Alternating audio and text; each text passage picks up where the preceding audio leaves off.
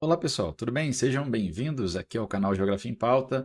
Hoje a gente vai falar um pouquinho sobre organismos internacionais. A gente sabe que tem muita coisa acontecendo no nosso planeta, existem alguns organismos que são importantes para gerenciar essa geopolítica internacional e também para organizar economicamente nosso planeta. Se você quer conhecer alguns deles, vem comigo. Tá, galera, vamos falar um pouquinho sobre os principais organismos internacionais que a gente tem no planeta. A gente começa com a Organização das Nações Unidas, nossa querida ONU, tá? Qual o objetivo da ONU? Facilitar a cooperação em termos de direito e segurança internacional, desenvolvimento econômico, progresso social, garantir direitos humanos, garantir principalmente a paz mundial. A paz é algo fundamental no nosso dia a dia.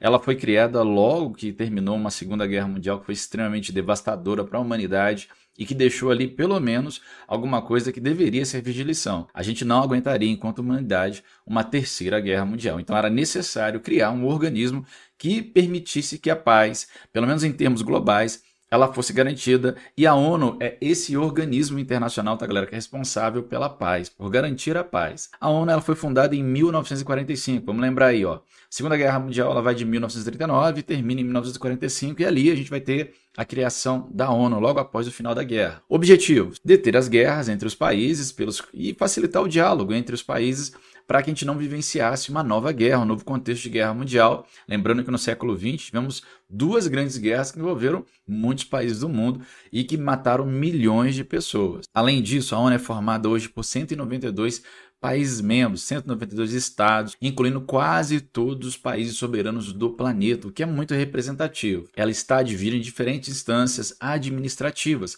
Para que ela possa atingir esses objetivos, ela tem vários secretariados, agências, ela é bem subdividida, tá, galera? Uma das principais é a Assembleia Geral, onde você vai ter ali todos os países que fazem parte da ONU, todos os países membros, eles vão se reunir todos os anos com caráter consultivo para verificar aquilo que está acontecendo no planeta, aquilo que precisa ser discutido, alguma urgência global. Todos os países participam, que são membros da ONU, participam diretamente da Assembleia Geral, tá? A gente tem um outro organismo extremamente representativo e importante para o nosso planeta, o Conselho de Segurança da ONU. Qual que é o objetivo do Conselho de Segurança da ONU? Garantir a paz. Ele tem essa responsabilidade, garantir a paz. Ele decide, é um órgão decisório, resoluções de paz e segurança no nosso planeta, tá, pessoal? Ele é formado por 15 países, diferentemente da Assembleia Geral, que todos falam, que todos têm direito de se posicionar. Aqui a gente tem um organismo que é dividido por representantes dos diferentes continentes do planeta. Nós temos ali 15 membros, sendo 5 permanentes e 10 que são rotativos de 2 em 2 anos, tá? Quem são os países que são permanentes? E o que é isso, professor? Esses países eles nunca saem de lá. Desde a criação do órgão, desde a criação da ONU, nós temos 5 países que estão ali presentes no Conselho de Segurança. Quais são eles? Estados Unidos, Rússia, Reino Unido, França e China. Se você observar com cuidado, vai ver que ali a gente reuniu os principais vencedores da Segunda Guerra Mundial e também a China, uma grande população do mundo, o país mais representativo com relação à população mundial. Esses 5, eles têm, além do poder de votar, um poder decisório de veto. E isso faz muita diferença, daqui a pouco a gente entra dentro disso. Nós temos, além desses 5, 10 países não permanentes, que são eleitos para mandatos de 2 anos, para biênios. E galera, o Brasil está lá, está nesse momento. Ele é um dos 10, foi eleito para um biênio que está terminando, vai terminar no final desse ano, mas o Brasil faz parte aí do Conselho de Segurança da ONU, desse órgão decisório importantíssimo. Por que a ONU não funciona em guerras como a guerra na Ucrânia, a guerra envolvendo a Rússia e a Ucrânia? Porque você tem ali um contexto delicado, pessoal. Apesar dela ter sido criada com o objetivo de manter a paz e interferir em conflitos que pudessem descambar numa terceira guerra mundial, toda vez que a gente tem o interesse das grandes potências que estão envolvidos no Conselho de Segurança ali, você tem dificuldade de resolver, de entrar em ação, da ONU entrar em ação nesses conflitos. Por quê? Pela decisão do veto, pelo poder, melhor dizendo, do veto. Esses 5 países podem vetar qualquer proposição para que ela não seja resolvida, votada pela ONU. Por exemplo, se nesse momento o Brasil está ali, ele leva uma proposição para o Conselho de Segurança para que seja votada a possível intervenção da ONU na guerra da Ucrânia. Nesse momento, a Rússia sozinha pode vetar essa proposição e ninguém votar. Então, toda vez que algum interesse da Rússia, dos Estados Unidos, da China, da França, do Reino Unido, está em jogo num possível contexto de conflito, qualquer um desses 5 países podem vetar a proposição, o que limita diretamente o poder de ação da ONU em conflitos importantes como é o conflito da Ucrânia. A ONU poderia já ter entrado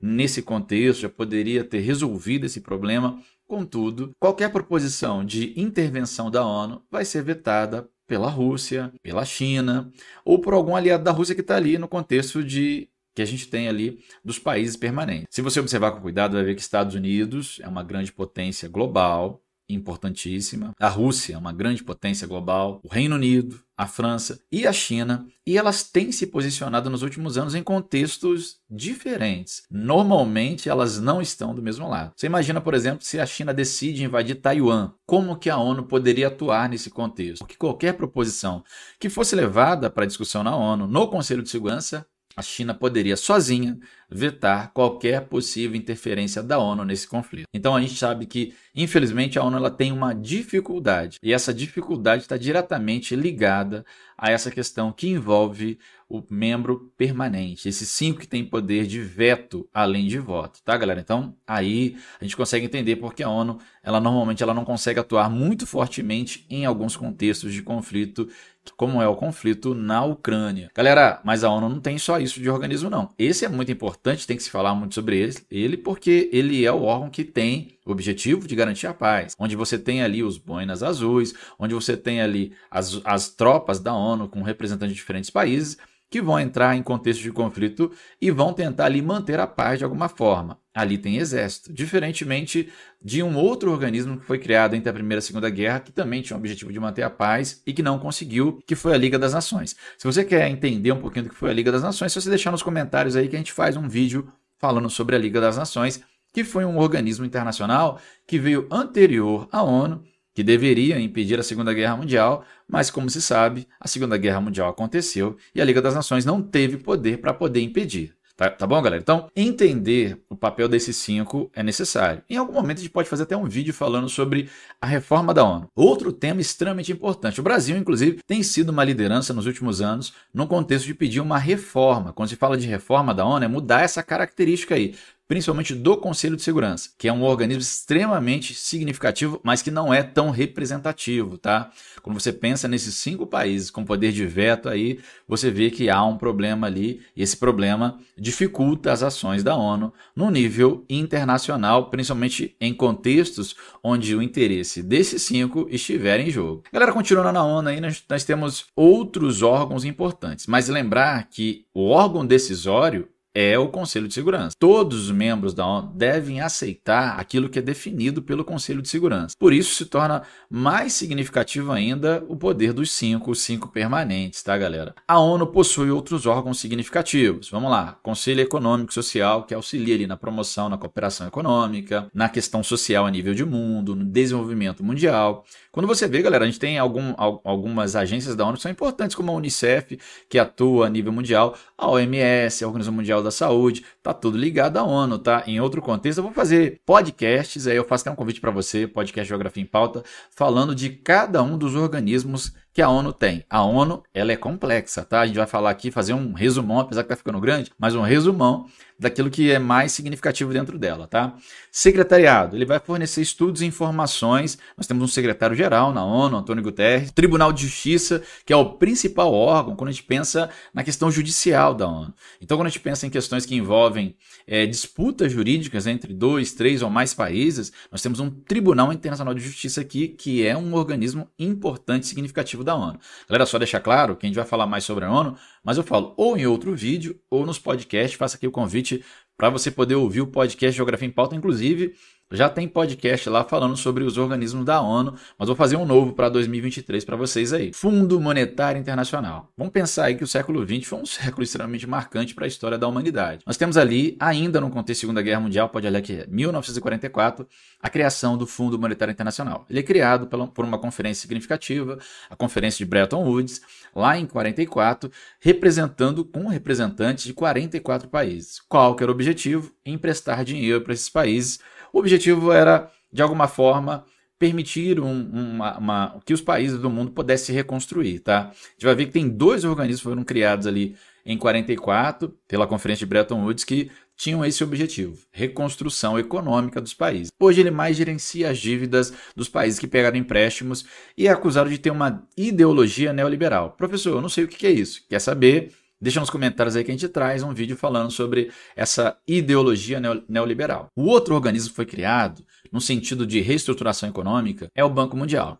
Objetivo: financiar a reconstrução dos países no pós-guerra e incentivar o desenvolvimento econômico. Então ali, a Conferência de Bretton Woods também trouxe essa perspectiva onde os países poderiam ter um organismo ali para poder financiar essa sua reconstrução. Fica atento aí, tá? Além disso, nós tivemos a criação, imaginou-se que com essa reconstrução do mundo no pós-guerra, haveria ali uma propulsão do mercado. O mercado global ele iria aumentar. Haveria um comércio que seria facilitado a nível global. E isso realmente aconteceu, principalmente com o fim da Guerra Fria, mas a Guerra Fria é um assunto para uma outra aula, tá, galera? E aí a gente vai ter a proposição da criação da Organização Mundial do Comércio, a OMC. Em Bretton Woods ficou prevista a criação da OMC, da Organização Mundial do Comércio, que seria assinada ali em 1947 pela Carta de Havana, Apenas 23 dos 53 países originais assinaram a carta, o que acabou trazendo uma mudança nisso daí, tá, galera? Os assinantes acabaram criando, esses 23 em 1948 criaram o GATT, um Acordo Geral sobre Comércio e Tarifa, e somente em 1993 a gente chegou a um denominador comum, 114 países com o objetivo de fomentar e regular o comércio internacional, o comércio mundial, assinaram o tratado que deu origem, de fato, que criou a Organização Mundial do Comércio, também um organismo muito importante. Quais são os seus princípios? Princípio básico ali da OMC: não discriminar países membros. Um tratamento igualitário para todos os países membros, para que, independente do tamanho da economia, das características da economia, os países possam ali se desenvolver e ser justa a sua compra, a sua venda no cenário internacional. Concorrência leal. Vislumbrar um princípio onde os países não vão utilizar de subterfúgios para atrapalhar o comércio do outro. Redução de obstáculos comerciais ao comércio mundial.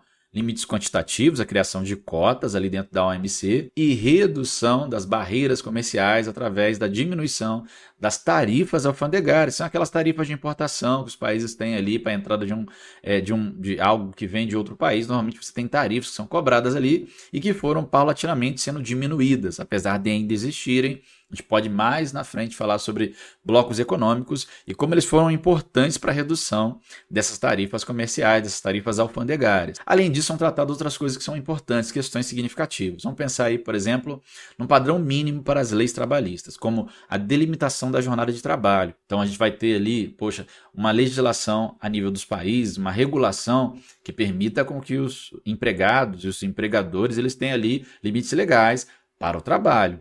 Então, você vai ser contratado, então você tem uma hora específica, você tem determinação de quanto você vai trabalhar por dia, quanto você vai ganhar por cada hora. Restrição do trabalho infantil, isso é muito importante, tá, galera? A gente tem questões como trabalho infantil, trabalho análogo à escravidão, que também são questões discutidas na OMC. É importante que a OMC leve isso adiante, até porque a gente tem muitas questões a serem resolvidas a nível de trabalho quando a gente pensa no nosso planeta. Além disso, a utilização de subsídios agrícolas pelos países ricos, que vai gerar uma concorrência desleal entre os países ricos e os países em desenvolvimento, antigamente chamado de subdesenvolvido. Professor, mas o que é isso, esse subsídio? São forma que alguns países, normalmente a maioria são países desenvolvidos, eles vão encontrar para facilitar um desenvolvimento do setor agrícola ou de outros setores. O setor agrícola é um setor muito representativo nesse sentido, porque a maioria dos países em desenvolvimento depende desse setor, como é o caso brasileiro, mas outros setores também podem ser beneficiados com subsídios, onde os países vão emprestar dinheiro a juros muito baixos, vão muitas vezes entrar financiando de maneira geral a produção desse país, o que vai fazer com que haja uma concorrência desleal com aqueles países que não conseguem financiar isso daí, tá, galera? Então, é importante que a gente tenha noção disso. É importante que a gente compreenda, tá, galera, que o subsídio agrícola, ele acaba prejudicando aqueles países que têm um poder aquisitivo menor, o que diretamente vai dificultar o seu desenvolvimento, tá? Cria um aspecto global desleal entre aquele que tem um poderio financeiro maior e aquele que não tem. Então, galera, pensar sobre esses organismos internacionais é muito importante, muito significativo.